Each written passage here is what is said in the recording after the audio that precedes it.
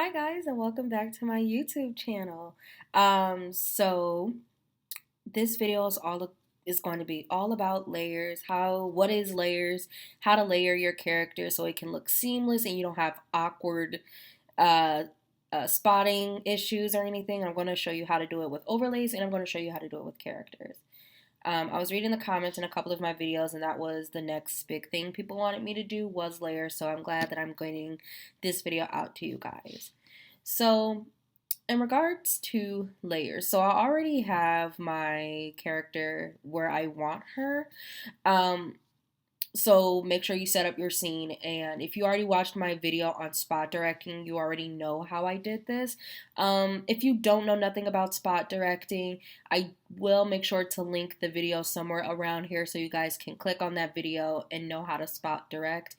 I did a whole video on that and how to scale, move, all this other stuff, but that is what that is. So I have my character right where I want her. And now that I have her where I want her, I'm going to click this code here. And this tells me the spot and the zone in which she's in, the character that this is hovering, and the layer. Okay, so when we have a scene, there's multiple layers. That way you can have people in the background and people in the front without it looking like everyone is everywhere on top of each other. It gives you that seamless kind of scene and it makes it look realistic. So I'm going to show you what I'm talking about here. So I'm going to copy that code and place it here into my scene. And so that way, that's where she's going to be. And then I'm going to bring in another character. Okay, so now I brought in my new character. So I have my character in the background talking on the phone, and this is my new character. Sorry. So with this new character, I'm going to click spot directing and I want to move her. So as you can see right now, my character is in front of her. So when you move forward a layer, it's making it go that she's over her. And it's good for a scene like this because if we wanted it, if she was this, if we put her in layer 1, she's behind her. And it looks weird, especially if she's just walking by and then she's kind of under her. It looks weird. And now it kind of looked like my character Rose is on top of her. It's just weird. And it doesn't give that natural, seamless look. So that's why it's important to get your layers in, especially when you have a lot of people and overlays in your story, because if you don't get it right and if you don't make sure your layers are where they're supposed to be, then yes, it's going to look very unrealistic. It's going to look weird and it's going to ruin the story. Honestly, if I'm watching a story and then like this character walks and then she walks under her, it's going to ruin it for me. Directing, especially advanced directing, it brings the story to life, and you want to make sure, especially even though it's something so small, it matters to the readers, because it looks weird. So how do you move your layers? So you will click this button that says forward layer, back layer. You can do this with overlays, and I'm going to show you how to do it with overlays as well. So and also once you place that code, you can also change the layer here. You could put move to layer 7, move to layer 10, or whatever the case may be, as long as she is over her. So Rose is in layer 3. So I want Sally in front of Rose. So that way when I get her walking, she is in front of her, right? If you do want your character to walk behind, you can do that as well. It depends on how you want your story to look, if you want people in front or behind. It depends on what your goal is. And so if you want your character to be walking in front of somebody, you want the layer to be higher than the layer of the person that you want them to be walking in front of, right? So since I want Sally to walk in front of Rose, I'm going to make her layer higher. I hope that makes sense. So again, I'm going to do spot directing. I'm going to scale her down. And I'm going to create a scene here. Nothing too crazy or anything, but just to show you how these layers work. Okay.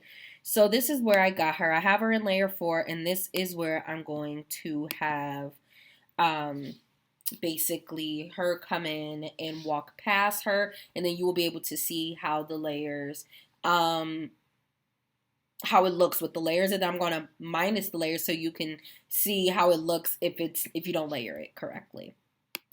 Okay, so now that I set up my scene how I want, when I'm going to have Sally walk in front of Rose, it's going to show you what the layers look like. So Sally is in layer 4 and Rose is in layer 3. And so what that tells episode is that I want Sally to be in front of Rose. So she's walking, and as you can see, she walked in front of Rose. Now, had I put layer 2, right?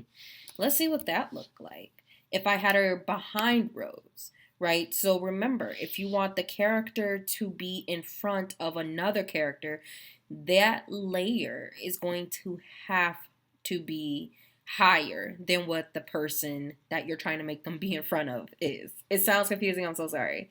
And if you want them to be behind the character, then their layer is going to have to be lower, right, than the character you want them to be behind. So if I want Sally to be behind Rose, I'm going to have her layer be less than 3 because I want her behind. If I want Sally in front of Rose, I'm going to put her layer above 3, if that makes sense. So I'm going to show you what it looks like. Now that I put it at 2, so she's walking.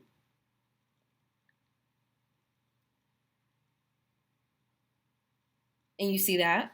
It makes it look weird, right? It makes it look weird. Okay? And that's because now episode is saying, oh, you want her behind Rose. When in fact, like I said, it doesn't look right and it looks weird. Now it looks, it just looks weird. And it doesn't make it natural, and it honestly makes it hard for the reader to actually read the story or actually get into the story if the directing is not up to par. So, and this goes for when you have overlays and you're trying to use overlays and you're trying to use other characters, especially if you want to create a party scene, your layers are going to have to be up to par, especially when you're having a mass amount of people in a scene. They all can't be on top of each other and it makes it look weird, right? So I'm going to show you what it would look like if I have a ball in front of Sally. So I'm going to have Sally walking, and then let's say there's a magic ball bouncing in front of her, right? So let's do that. Okay, so I decided to do a bird instead of a ball because I guess the ball wouldn't make sense if there wasn't a person there and I didn't feel like doing the whole magic situation. So I did a bird. And so I'm going to show you what that looks like here. So I'm going to click preview, right? So it's the same scene. She's walking in front of Rose. And then I just had a bird fly in. And you see it's over her.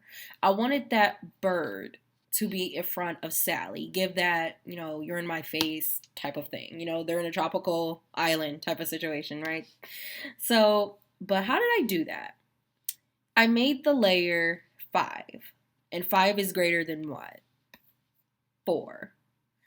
So since Sally's layer was 4, I knew in order for me to get the overlay, which is the bird, and then if you don't know how to create overlays and shift them and move them, I do have a video about how to create overlays and move them and things. So make sure to check out that video if you don't know how. It's very informative. But in order for me to get the bird in front of Sally, I had to make the overlay, the layer, greater than 4. Because if I made the overlay less than 4, she was going to be in between. She was going to be behind Sally. Or if I made her less than 3, she was going to be behind Rose. I'm talking about the bird. So I didn't want that. Okay. So the greatest thing to take away from this, episode is a trial and error. Sometimes you just have to play with the functions and play with the overlays and the spot directing just to see what fit. But the greatest thing about, well, I guess the greatest takeaway from this is always remembering, if you want your character in front of another character, make the layer greater than what that character's layer is. So if you want Sally to be in front of Rose and Rose's layer is at 3, you're going to have to make her layer greater than 3, which would be 4, 5, 6, whatever. If you want there people coming between them, like walking between Sally and Rose, you're going to make them less than what Sally layer is and greater than what Rose layer is, right? And I can show you what that looks like, right? Have someone come, I don't know, between them or and do things like that. Okay, so I put my next character, Jerome, into the scene, and I'm going to show you what that looks like. So as you can see, he's walking in between Rose and Sally, right? So I have him in front of Rose and I have him behind Sally.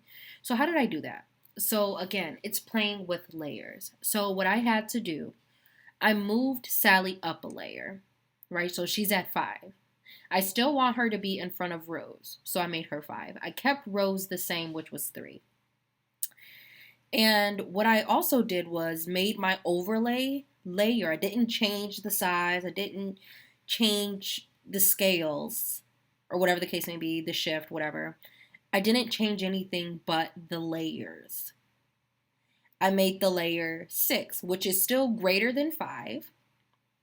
So which means my bird is still in front of Sally. And so to get Jerome right in the middle, I had to make him the middle layer, which would be 4. Because it's in between 5 and 3.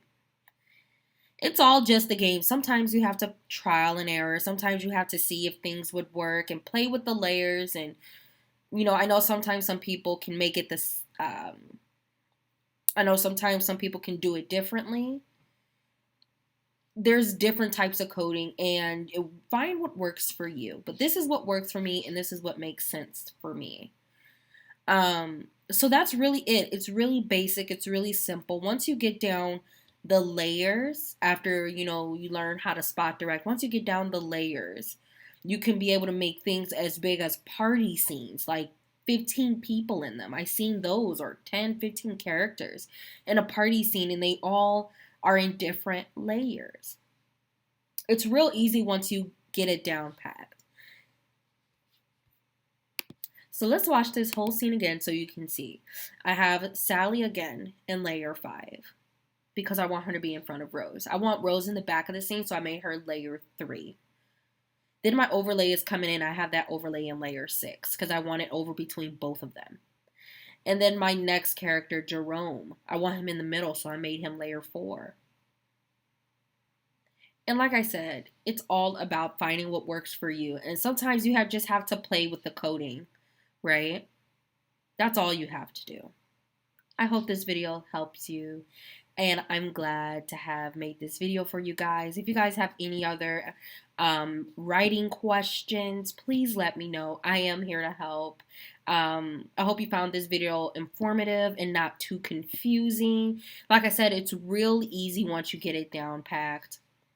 And sometimes you just honestly have to play with the layers. And like I said, you can change a character's layer by spot directing, going over the character you want, and then click forward layer or backward layer, which means +1 layer, -1 layer. Or if you don't want to keep clicking that, you can go right into your script, a backspace, and enter in however the number layer you want them in.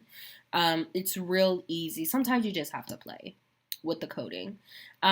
So until next time, please leave a comment down below. Please like, please subscribe, please follow me on Instagram. Like I said, I am here for all of you and your writing questions and helping you make the best episode story you can. So until next time, bye.